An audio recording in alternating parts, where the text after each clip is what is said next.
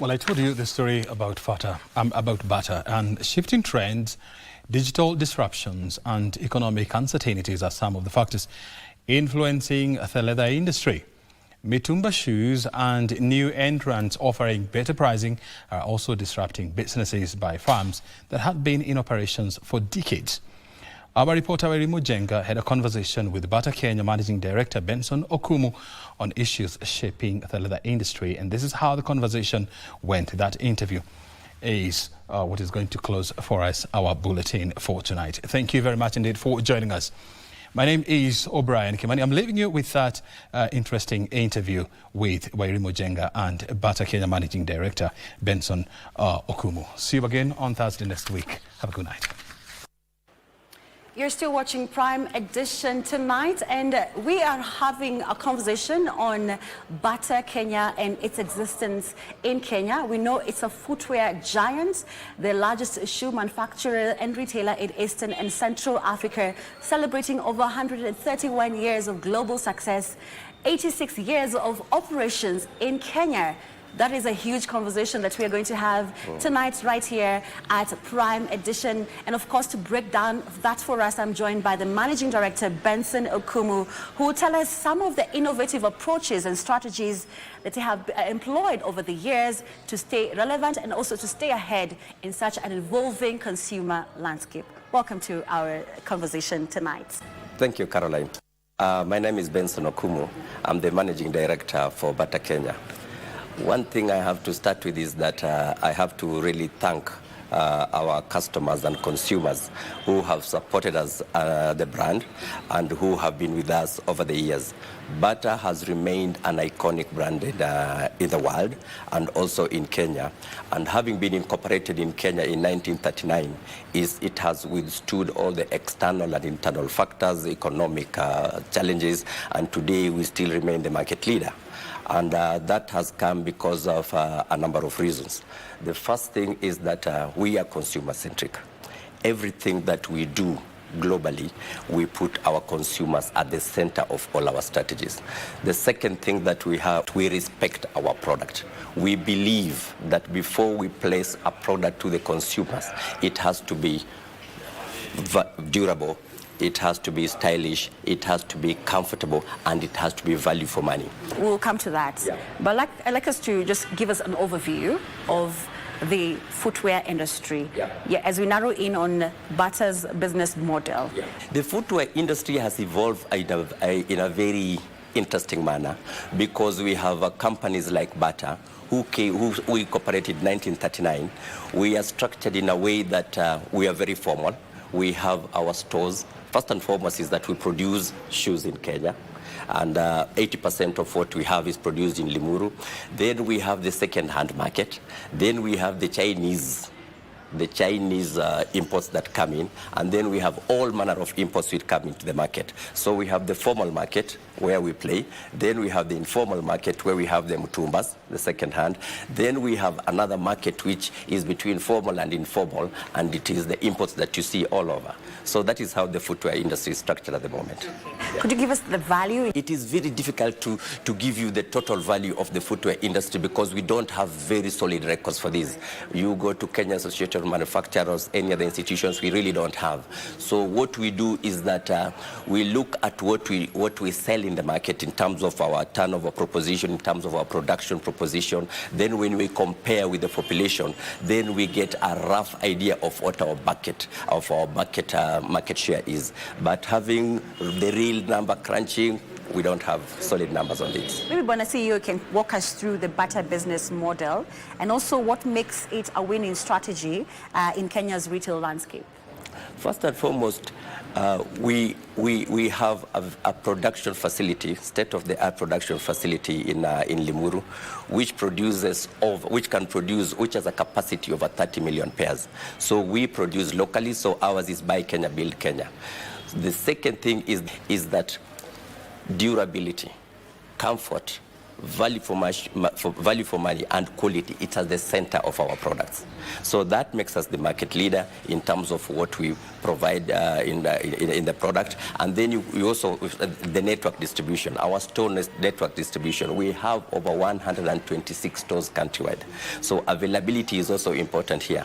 So having the right product, having the right network distribution, having the right network distribution is actually very important for us. Okay. Yeah. Over the years, Bata Kenya has expanded its offering, and as we look around, we are seeing a wide range of fashionable, of course, casual footwear, as opposed to iconic, or rather classic, if I may call them that, the likes of Taffies, the likes of safari boots.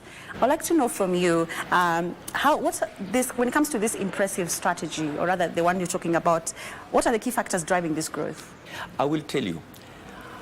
Our strategy is simply honoring the past as we shape the future.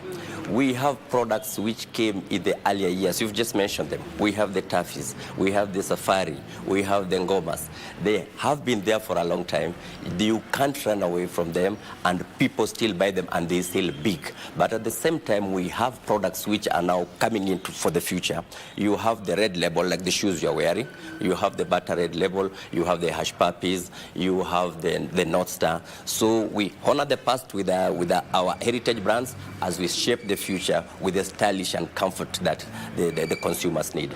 How do you choose the market locations? It depends on a number of things. It depends on, first and foremost, the economic need for a particular location. I'll give you a typical example. We choose it, it can be a new market location. And how do you get a new market location? You just look at the economic progression of that area. For instance, you will see that there banks are coming up there.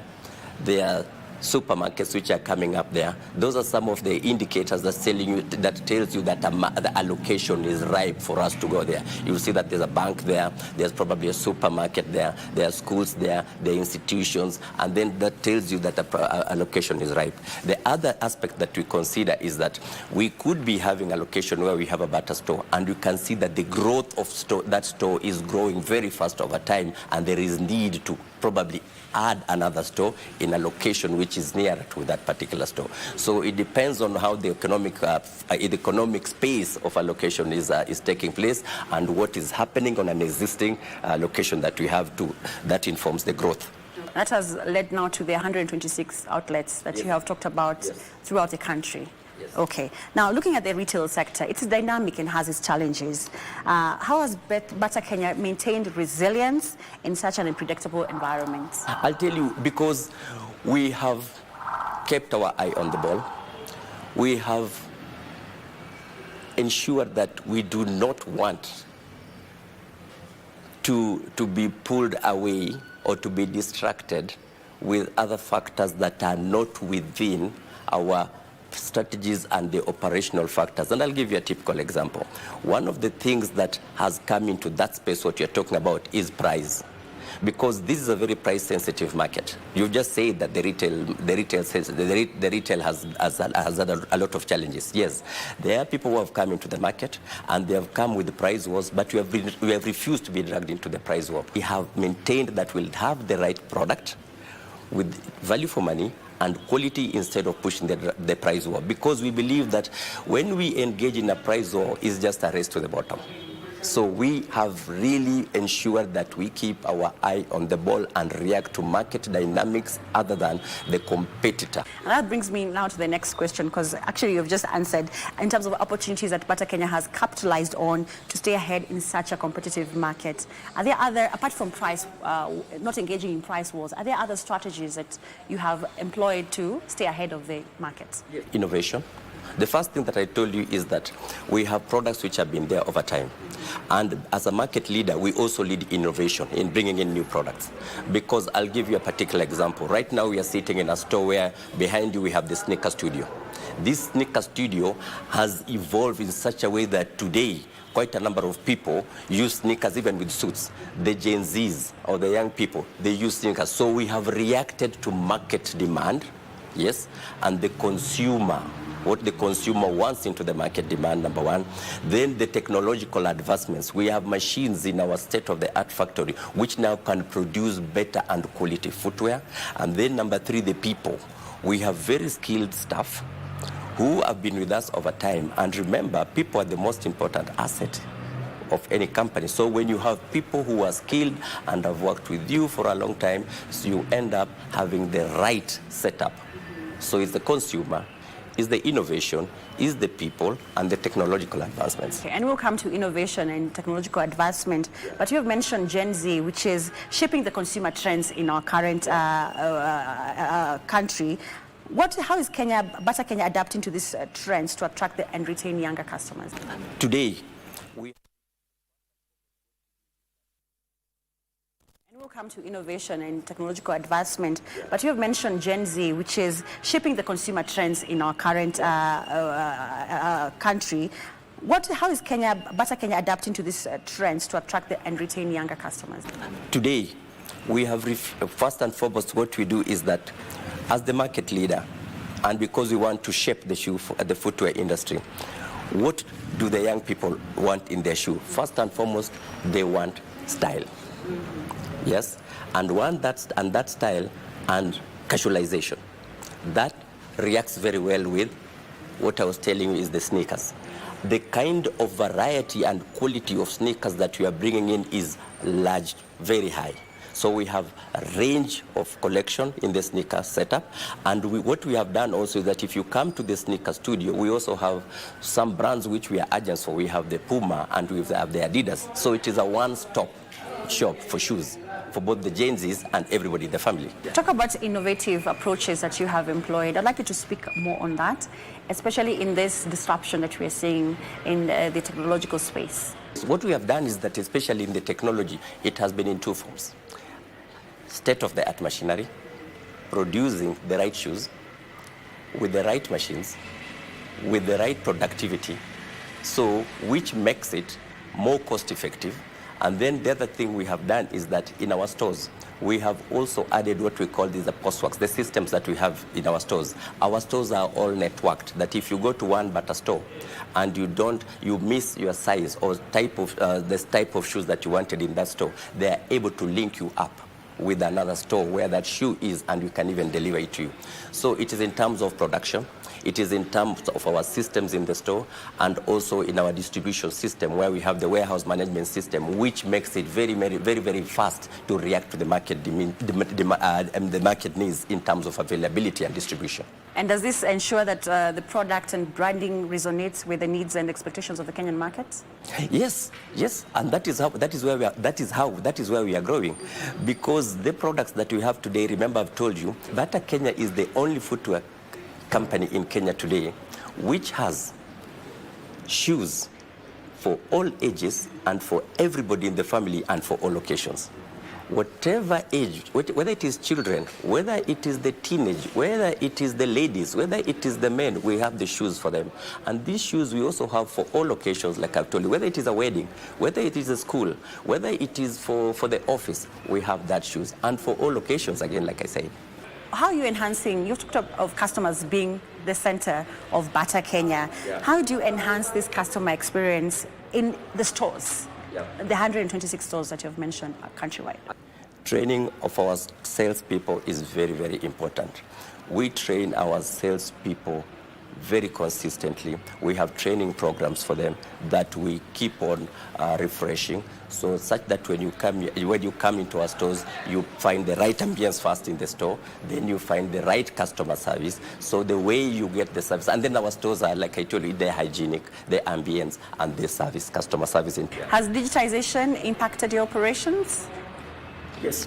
Yes, of course it has, and it will, but we are abreast to it. Mm-hmm. Yeah. How are you doing that? You see, one thing is that what we have done is that every time that there are technological advancements, we have a particular center which we have globally in Lausanne, Switzerland, which actually ensures that they are abreast with the digital advancements which happen, and they roll it down into operational companies. There are plans maybe to integrate more of e-commerce and maybe mobile app features to reach customers where they are. Yes, we are looking into that. And again, I'll repeat here that as a market leader, we have to lead in that. I don't think there's any other footwear company which is doing this, and we are working with stakeholders, and we're also looking at doing it internally. We are at an advanced stage, and what we have done now is that we have a regional person who has just come into the company who will be taking care of that. Yeah. Last year, you did a lot of expansion. Yes. Yeah, about 85 outlets that you rebranded. This is one of them where we are sitting at Alibai, and we have seen a lot of improvement in terms of the sales, because customers want to come into a store which looks good, and a store which it is very easy to identify your product.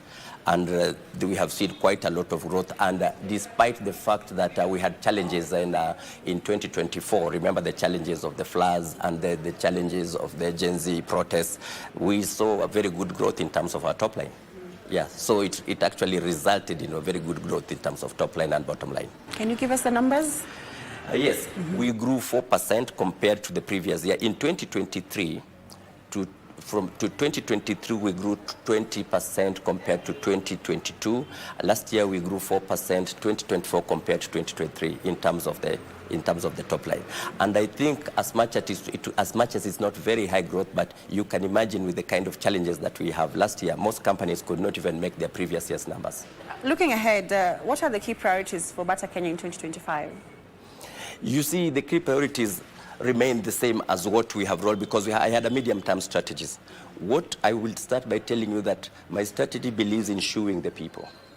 We have to ensure that we reach the people where they were because of the expansion that you've just mentioned. We have to make sure that we have the right shoe for everybody in the family. I'm repeating this a number of times because it's very important, for all locations and available where they are.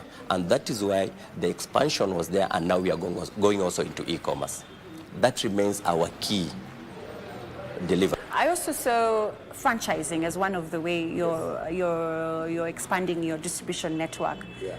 Can you talk about the franchising bits? Franchising started very well, and again, because of the challenges that we had last year, it slowed down a bit. Today we have 4 franchise stores, and we have quite a number of applications also which are coming in. I believe that this year we should see more franchisees or more partners coming into the domestic franchising agreement or contract. Are there plans maybe for new product lines? Oh, you cannot run a footwear industry or a fashion industry without coming in with their new products. We have new products that come in every other 3 months, be it what is produced in Limuru or a few of the imports that we do, because consumers need variety and they need freshness. So there are new products that keep on coming in the market. That is part of our job. Yeah.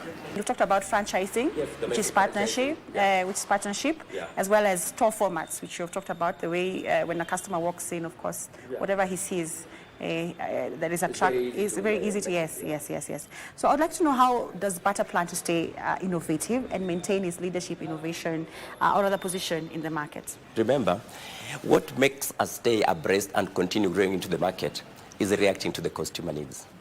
So long as we have supplying the right products at the right value with the right availability, we will continue growing. And that is why we have had 86 years of consistent growth in this country. Looking at the current economic status that we are going through as a country, we have seen the consumers not having the money to spend, or rather the disposable income. Yes. So how are you navigating that as Bata Kenya? You see, it is probably a plus to us. When you have those kind of challenges, most consumers do not want to try brands that to try new brands. We are a consistent brand and a household brand, and consumers trust us. So it is easier for them to come to an outlet like Bata or to a brand like Bata, where they trust the brand and they trust a company like us, so that they are not gambling with a depressed disposable income. Yeah. As we come to a close, I'd like to hear your closing remarks. Yeah. Having been in existence for over 86 years, yes, what should we look forward for in the coming years? Variety in collections, style, comfort, value for money. That you should look for, and it will be always there in Bata, and we will always ensure. And apart from that, let me also say that I have to thank our customers or the consumers or the Kenyan people, the way they have stood with Bata over all those years. They have consistently come to Bata. They have made us #1 in terms of the footwear industry. And also one thing that I want to say at this particular point in time is that because of our support for the CSR, corporate social responsibility, we are there with the people, so we give back to the communities, and that is one way that we use in thanking them. So I'd like to tell our consumers and the Kenyans, the viewers in general, that we'll continue supplying you with the right product at the right price and at the right availability. Okay, before I wrap up, you talked about corporate social responsibility, and I know you've been partnering with schools. I'd like you to further explain more about that CSR. We have partnership #1 with Starehe Girls. Every year we go and give shoes to all the Form 1s. And then we also we have a partnership with SOS, you know, the SOS, where we contribute money to them. We do mentorship and skilling to them. And then we also have a number of orphanage homes that we support. Orphanage homes and girls' schools and, across the country. Do you have training or other mentorship programs? Yes, come again, say it again. Mentorship programs? Yes, we have mentorship programs with schools, and this is now the SOS. We have mentorship programs with them, which we do twice a year. Yeah. Thank you, sir, for coming to, or rather sharing with us the journey that Bata Kenya has taken over the years. Yeah. Well, that is Benson Ekumu, Managing Director, Bata Kenya, talking to us about the expansion strategy as well as innovative approaches that Bata Kenya has evolved, or rather has deployed over the years to ensure that they stay ahead in such a competitive market. My name is Ori Mojenga. Back to you in studio.